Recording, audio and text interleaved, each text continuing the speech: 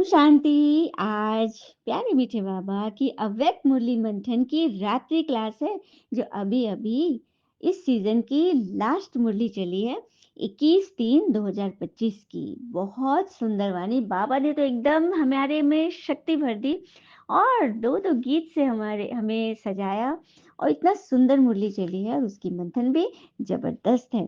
तो आज बाप दादा चारों ओर के अपने पूर्वज और पूज्य आत्माओं को देख रहे हैं। किसे देख रहे हैं? अपने पूर्वज और पूज्य आत्माओं को देख रहे हैं। पूर्वज आत्माएं अपने को समझते हो ना? बाबा पूछ रहे हैं। फिर बाबा ने पूछा, आत्माओं का निवास स्थान कहाँ है? तो अपना झाड़ सामने लेकर आओ। उसमें आपका स्थान कहाँ है? कल्प वृक्ष का झाड़ है ना? बाबा बोले उसमें आपका स्थान कहाँ है? जानते हो, आप पूर्वजों का स्थान जड़ में है। पूर्वज स्थान जड़ में है और तना क्या है? वो पूज्य आत्माओं का स्थान है। तो जड़ में भी आप हो और फिर तना में भी आप ही हो। जड़ के द्वारा सारे वृक्ष का पोषण होता है, तो आप इस सारे वृक्ष के टाल टालिया व पत्तों की पालना करने वाले, सकाश देने वाली पूर्वज आत्माएं हो। पूर्वज के साथ पूज्य भी हो, जिसे लास्ट पत्ते को भी सकाश मिलती है। क्या बात है! बाबा ने आज फिर से वो रहस्य उद्घाटन कर दिया कि आप ही कल्प वृक्ष के जड़ हो, क्योंकि जड़ है तभी तो वृक्ष है। और जड़ के बाद सीधे तना, वो मोटा मोटा तना, ये दोनों जो आधारशिला हो गए ना पूरे वृक्ष के, टाल टालिया पत्ते फूल फुलैया के, तो इन सब को सकाश देने वाले आप हो। तो ये नशा रहता है इतना कि हम पूर्वज सर्वात्माओं रूपी टाल टाली वो पत्तों को सकाश दे रहे हैं। जैसे ब्रह्मा पिता ग्रेट ग्रेट ग्रैंड फादर है, तो आप ही तो हो गए मास्टर ग्रेट ग्रेट ग्रैंड बच्चे। हम्म सारे वृक्ष का पोषण करने वाले आप हो। जैसे आप सभी पूर्वज आत्माओं की पालना जैसे आप सभी पूर्वज आत्माओं की पालना भगवान ने की, वैसे ही आपको करना है। पूर्वज के नाते शक्तियों द्वारा उनकी पालना करने वाले आप हो। आजकल देखते हो ना, सभी आत्माएं दुखी है। सभी आत्माएं दुखी है, पुकार रही है अपने अपने देवी देवता के आगे कि हमारी रक्षा करो, हमें शांति दो, हमें शक्ति दो। हाँ, वो कृपा के सागर पूर्वज हमें पालना दो। तो ये आवाज आप पूर्वज आत्माओं के कानों में सुनाई देती है। बाबा बार बार हमेशा वक्तवाणी पूछते हैं कि आपको भक्त आत्माओं की पुकार सुनाई देती है? अनुभव करते हो कि कि हम पूर्वज है, सारे वृक्ष के सबके रक्षा करता, पालन करता। हाँ, अन्य धर्म वाले भी जो और धर्मों में बट गए हैं, वे भी आप ही के टाल टाले, आप ही के वृक्ष के हैं। तो उसी नजर से उनको भी देखना है, ठीक है? क्योंकि वे सभी आत्माएं हैं। भले चोला बदल लिया दूसरे धर्म का, लेकिन है तो देवी कुल के है ना। हम्म? तो उनको भी ये समझो कि हमारे वृक्ष की टाल टालियां है, तो उनकी भी पालना करनी है। वो भी जब आपसे मिलते हैं तो यही समझते हैं कि आप सब उनके अपने हो। तो अपनेपन का अनुभव उन आत्माओं को भी हो रहा है और होना ही है। तो इतना नशा आपके अंदर भी है। आप लोगों के पास रहम आता है, वो तो चिल्ला रहे हैं रहम करो, तो भी सभी आपकी तरफ देख रहे हैं। तो आप किधर देख रहे हो? किधर देख रहे हो? अपने पुरुषार्थ की ओर। हाँ, जितना जितना जितना आप अपने पूर्वज के नशे में रहोगे ना, उतना ही आप औरों की पालना करोगे। देखो, दुनिया में भी किसी की पालना कौन करते हैं? लौकिक में शरीरधारी को बड़े करते हैं। तो आप तो सबसे बड़े होगे, सृष्टि के बड़े पूर्वज हैं।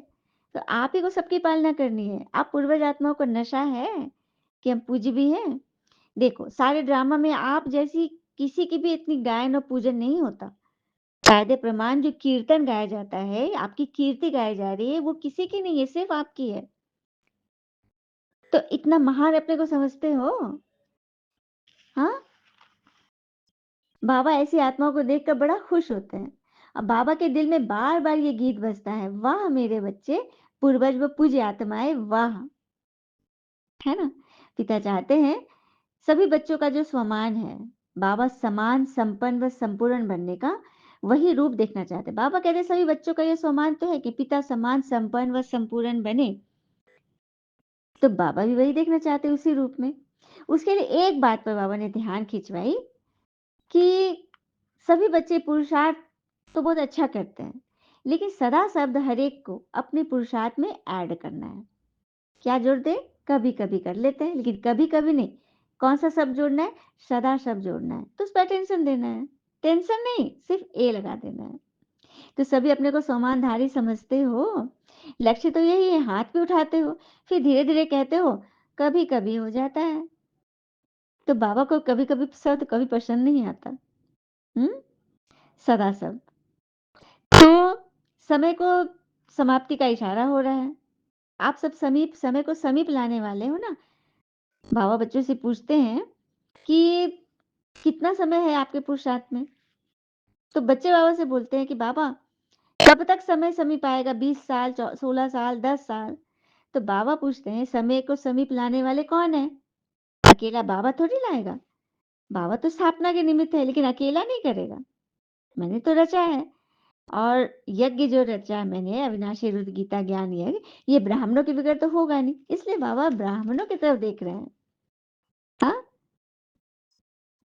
तो फिर डेट कौन फिक्स करेगा? बाबा ने हमारे ऊपर ही छोड़ दिया। तो आज इस वर्ष क्या करेंगे? अब घर जाना है ना, ये भी गीत गाते रहते हो। हाँ, कौन सा गीत? अब घर जाना है। तो सुनते हैं वो गीत मीठा सा।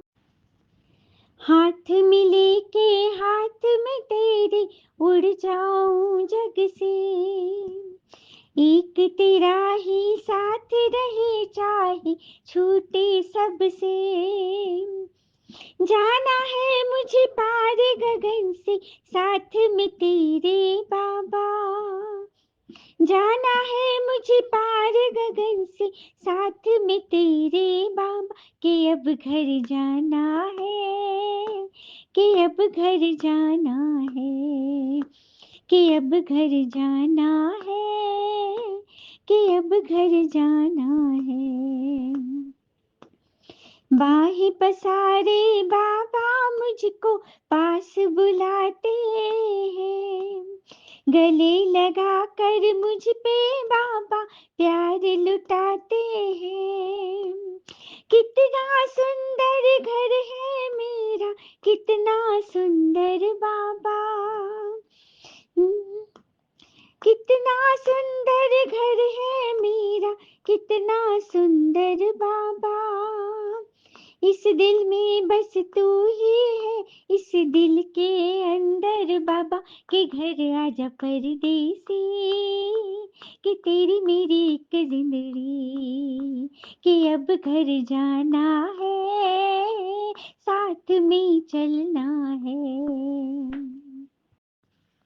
कितना प्यारा मीठा गीत है ना। अब हमें घर जाना है बाबा के संग, क्योंकि अब हमारी रिटर्न जर्नी शुरू हो रही है। इसलिए बाबा ने पहले भी कहा था ना, सारा समय अपने को कोई ना कोई सेवा में बिजी रखना, इसके लिए अटेंशन प्लीज। ठीक है। फिर बाप दादा ने इशारा दिया कि चलते फिरते संगठन में भी रहते हो, कोई ना कोई साथ में सेवा में रहते हो, एक दो को आत्मा के रूप में देखो। किसी न किसी के साथ तो हम सामाजिक प्राणी है ना, मनुष्य तो हमेशा समाज में ही रहता है, लोगों के बीच ही रहता है। तो खुद को भी आत्मा समझो, सामने वाले को भी आत्मा समझो। लेकिन फर्क क्या पड़ता है? आत्मा रूप का अभ्यास नहीं है ना, तो आत्मा के ओरिजिनल संस्कार देखते हो, लेकिन साथ में ना फिर मिक्स संस्कार भी आ जाता है। वो वर्तमान के संस्कार आ जाते हैं, ओरिजिनल संस्कार के अलावे वर्तमान के जो वो चरित्र जो है ना, उसके जो क्यों क्या कैसे वो वाले संस्कार भी आ जाते हैं। इसलिए बाबा कहते हैं आज से किसी को भी आत्मा रूप में देखना, तो आत्मा को ओरिजिनल संस्कार में देखना, वर्तमान संस्कार में नहीं, है ना। तो इस तरह से करोगे ना, तो संगठन में भी रुकावट जो आ रही है, रुकावट खत्म हो जाएगी, क्योंकि संगठन में एक दो को इस तरह से देख लेते हैं नजर से, तो फिर रुकावट आ जाती है। तुम पूर्वज हो, पूज्य हो, ये बातें अपने में एकदम पकड़ के रखो कि हमें नंबर वार नहीं, नंबर वन बनना है। फिर बाबा ने बोला कि अब तक का, अभी तक जो मैं आया था, फिर आना होगा, तब तक का मैं तुम्हें होमवर्क देता हूँ। कभी भी किसी को आत्मा रूप में देखना, तो वर्तमान संस्कार के रूप में मत देखना, ओरिजिनल संस्कार के रूप में ही देखना। बाबा ने ये होमवर्क दिया हम बच्चों को। सभी करेंगे ना? कमेंट में जरूर बताएंगे कि हाँ जी बाबा। हाँ, तो अगर नहीं देखते हो तभी विघ्न पड़ते हैं। ठीक है, और पुरुषार्थ में तीव्रता भी नहीं आती। इसलिए वृत्ति बदलेंगे, दृष्टि बदलेंगे, तो सारी बातें विघ्न समाप्त हो जाएगी। बाबा ने सारा इशारा दे दिया। बाप दादा ने पहले भी कहा था, सदा ब्राह्मण परिवार का एक एक को आपको शुभ भावना, शुभकामनाएं से ही देखना है। दूसरे सीजन में बाप दादा हर एक बच्चों में परिवर्तन चाहते हैं। हो सकता है तो हाथ उठाओ। तब सभी बच्चों ने हाथ उठाया, तो बाबा ने बोला हाथ उठाने में तो ठीक है। अच्छा, बाबा मुबारक देते हैं, लेकिन क्या करना है? फिर बाबा ने एक और मतलब होमवर्क दिया, रोज रात को सोने के पहले, बाबा को गुड नाइट करने से पहले अपने सारे दिन का पोता मेल देना, चार्ट रखो, हाँ? बाबा को देकर अपने को खाली कर दो और गुड नाइट करके सो जाओ, बाबा की याद में सो जाओ। तो आपका सारा पोता मेल सच्चे दिल से बाबा को देंगे ना, तो पता है क्या होगा? धर्मराजपुरी में जाना नहीं पड़ेगा, क्योंकि वो हमेशा हर रात अपनी चेकिंग कर रहे हैं, अपने कर्मेंद्रियों की कचहरी लगा रहे हैं। और सच्चे दिल पर तो साहब राजी होते ही हैं, होते हैं ना? हाँ? तो बस वही बात है। फिर बाबा ने आगे बोला, चांस अभी है, अभी चांस है, टू लेट का बोर्ड नहीं लगा है, इसलिए जितना ज़्यादा हो सके अपने 4 सब्जेक्ट में अटेंशन दो, ज्ञान, योग, धारणा, सेवा। और बाबा को बच्चों से यही आस है कि बच्चे आगे से आगे जाए और अपना स्वराज लेने में आगे बढ़े। स्वराज अधिकारी ही भविष्य राज अधिकारी बनते हैं। फिर बाबा ने डबल विदेशी बच्चों की पढ़ाई की, कहा कि ये अपना अपना कल्चर छोड़कर इस छत्र छाया में आ गए, इसके लिए बाबा ने उन्हें मुबारक दी। तो ब्राह्मण परिवार दुनिया के लिए विश्व परिवर्तक, तो परिवर्तक हो, तो परिवर्तन नहीं करेंगे तो विश्व परिवर्तक कैसे बनोगे? तो परिवर्तन करना है ना, हर एक की जिम्मेवारी है कि हमें परिवर्तन करना ही है, क्योंकि आप ब्राह्मणों के रुकने से समय रुका हुआ है, परिवर्तन रुका हुआ है। तो तीव्र पुरुषार्थ करो, दृढ़ संकल्प करो, तो हो जाएगा। तो अब घर चलना है ना? फिर बाबा ने बोला, ठीक है। तो बाप दादा बच्चों के सिवाय अकेला थोड़ी जाएंगे, सबको लेके जाएंगे, इसलिए चलना है सभी को। अच्छा, फिर बाबा ने चारों ओर के बच्चों को याद प्यार दी और बहुत बहुत मुबारकबाद दिया। सबका लक्ष्य यही है, पिता समान बनना है। और हर एक बाबा के दिल की आस को पूरी करने में जो बच्चे मेहनत करते हैं, वो फंसे रहते हैं। मोहब्बत से करो, प्रेम से करो, बाबा से प्यार में मेजॉरिटी पास है। अच्छा, फिर बाबा ने सभी को पद्म पदम कुमार मुबारकबाद दी।